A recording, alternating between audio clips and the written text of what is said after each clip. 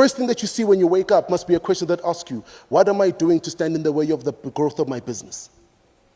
Because we always think that the problems are external. As we begin our entrepreneurial journey, it is essential that we cultivate deep levels of self-awareness. But that is what I was talking about earlier on. To say that you need to have a deep level and deep sense of self-awareness. So one of the ways that you need to disrupt yourself is write down on a piece of paper. If you've got the resources or the financial means, print it out on a nice piece of paper. If you've got a better resources, get a printer to print it out, put it on your office or in your house. The first thing that you see when you wake up must be a question that asks you, what am I doing to stand in the way of the growth of my business? Because we always think that the problems are external. But when you align your mindset in the right way, you start to ask questions in a deeper sense. To say, when they give out money, why do they give out money?